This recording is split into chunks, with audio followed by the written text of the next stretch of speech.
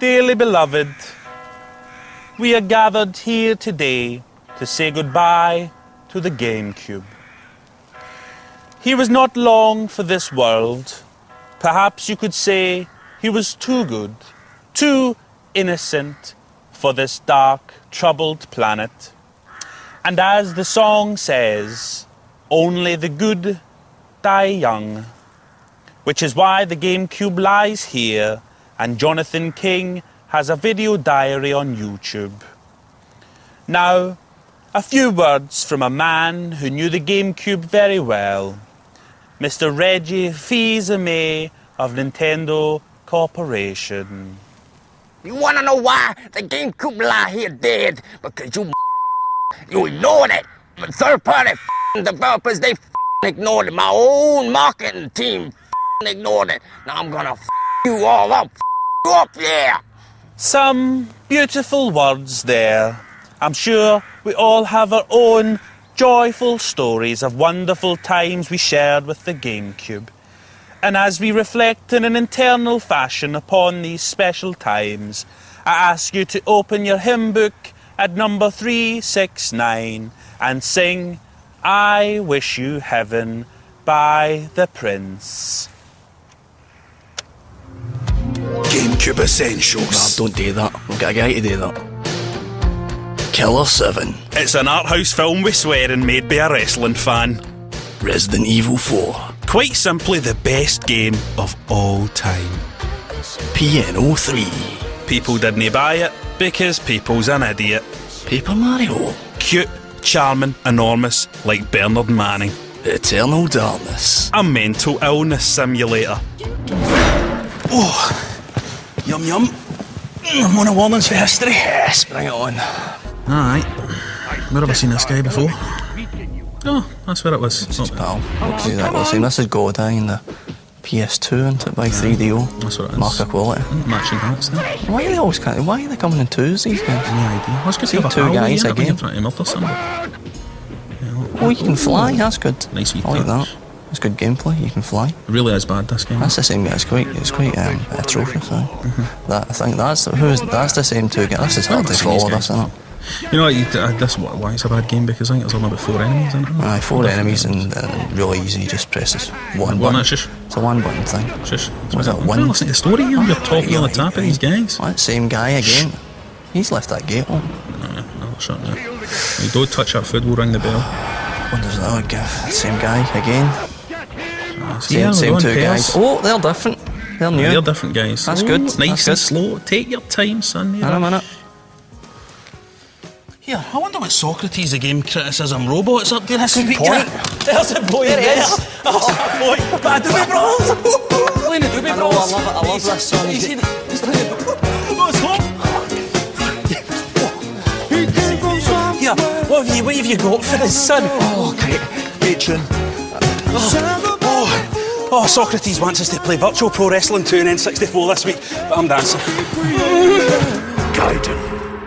Tony Hawk's 2 is a very special game because skateboarding's the single greatest thing you can base a game on. Well, skateboarding and wrestling.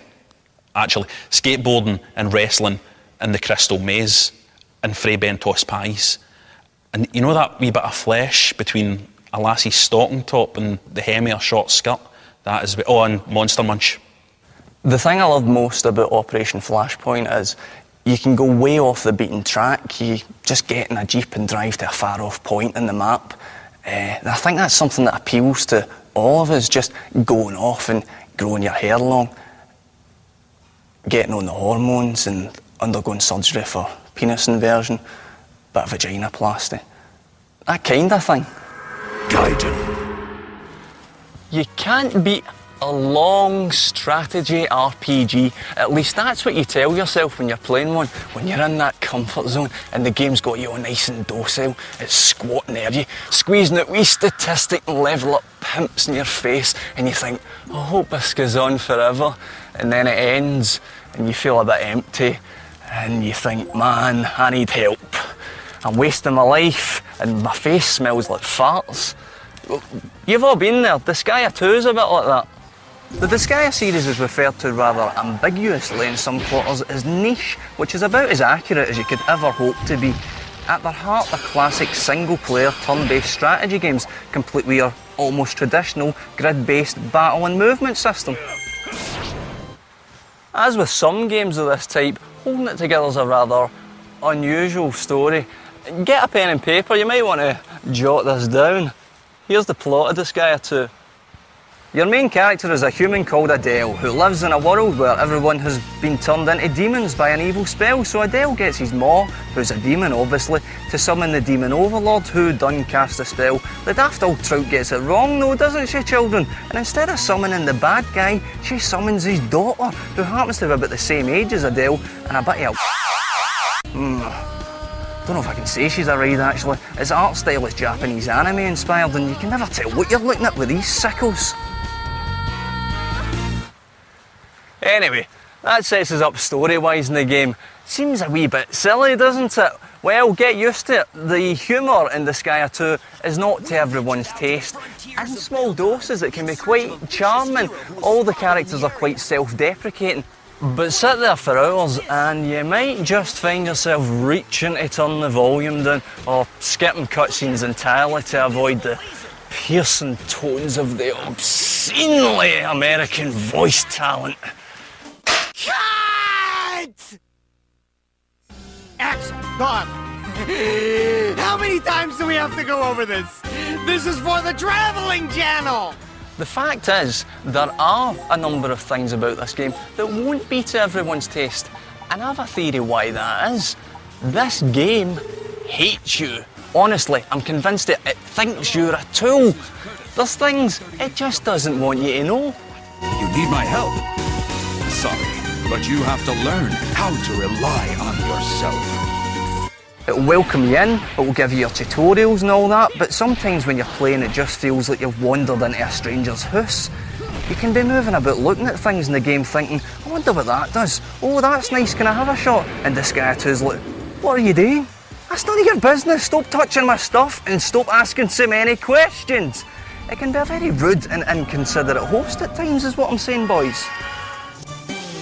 Putting aside these annoyances though, Disgaea 2 has great strengths. Its story mode is nicely paced and its difficulty isn't horrific, although you may find yourself backtracking to level up your characters and items, but this isn't as much of an irritation as it was with other games of this type because the story has effective distractions and it functions well as a convincing game universe.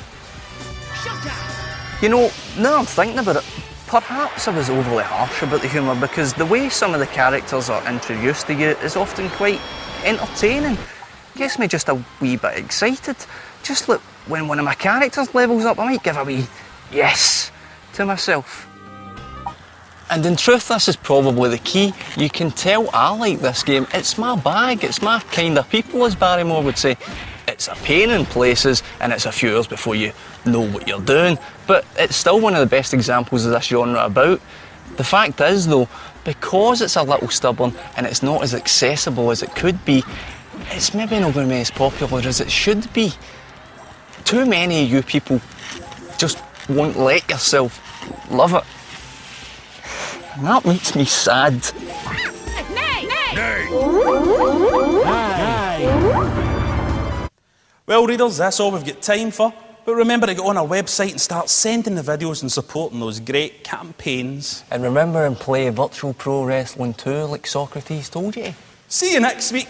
Hit it. Here we go. If you don't like me, if you're the BBC, right, look, that's the beat. If you don't like games, there's no point in you hiding.